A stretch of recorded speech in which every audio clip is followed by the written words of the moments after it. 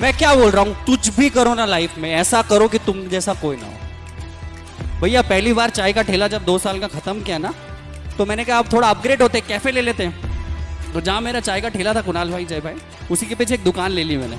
और वो दुकान बड़ा सा गंदा सा वो था, क्या बोलते हैं अपने शोरूम, वो बहुत पुराना शोरूम था। वहां पे दुकानें बिल्कुल रद्दी के भाव में किराए पे मिल रही थी। तो जो दुकान की वैल्यू मैंने 25-30 हजार कर दी, वो मेरे को 8,000 रुपए महीने में मिल रही थी। उस टाइम मेरी औकात नहीं थी उस किराए को भरने की। वो क्या हुआ, एक बंदा आया, मेरी जो शटर थी ना मेरी दुकान की, वो बिल्कुल कड़क सी चल रही थी, जो ऊपर नीचे नहीं हो रही थी। एक बंदा आया ऑयल लेके पैशन प्लस गाड़ी पे, वो मेरे पास आया, मैं दुकान खोल रहा हूँ, बोले भैया देखना हो मैं शटर को ढीला कर देता हूँ। उसने ऐसा किया, शटर नहीं खुल रही है, ठीक है।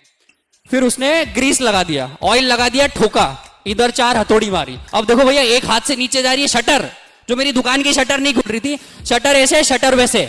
अब बोले भैया एक उंगली से इसको ऊपर ले जाऊंगा, एक उंगली से मैं इसको नीचे लाऊंगा। फिर ग्रीस लगाया, इधर ऑयल लगाया। अब बोले भैया चीटी उंगली से मैं इस शटर को ऊपर ले जाऊंगा, इसको नीचे ले आऊंगा, ठीक है। उसने मेरे से 300 रुपए लिए। अब उसने मेरे को क्या बोला, मैं दिन भर में 25 से 30 शटरें सुधारता हूं। 30 × 25 कितना हो गया, 7,500 रुपए रोज।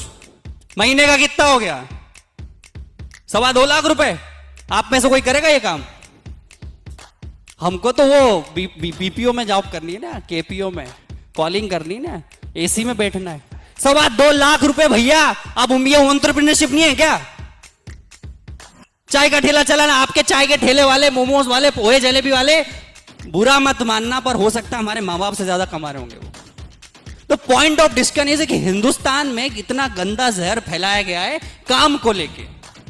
एसी में बैठ के प्रोफेसर बन जाओ तो वो नौकरी अच्छी, पर रोड साइड पे जाके 5 लाख रुपए महीना कमाओ वो गलत। तो पॉइंट हियर इज कि हमें हिंदुस्तानी लोगों को एक नया जीव और क्या बोले एक बीज डालना पड़ेगा कर्म का, जो कृष्ण कह के गए हैं कि कोई भी काम छोटा नहीं होता है, काम होता है।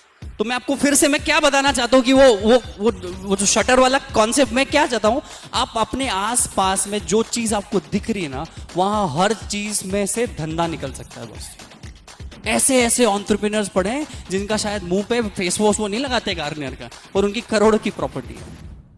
आप लोगों को अगर समझ आ रही है, देखो एक मैं बहुत अच्छी चीज बताता हूं, when you don't know you have better chances of learning.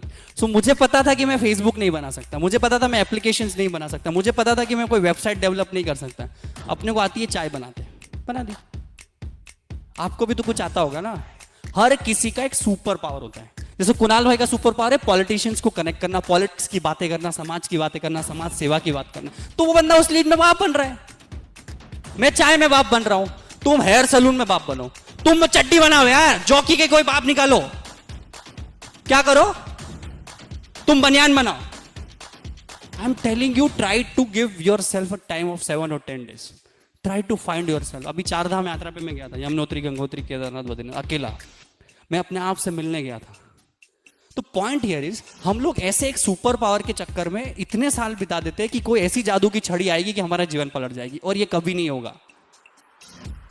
आप 2 साल अगर इस चीज में वेस्ट कर रहे हो कि मैं क्या करूं और क्या ना करूं, तो अगर आपने चाय भी पकड़ ली ना और 2 साल करते रहे ना, तो 2 साल बाद आपकी किस्मत का ताला जरूर खुल जाएगा। पर खुलेगा कब? जब पकड़ोगे और करोगे उसके बाद। ये कहानी।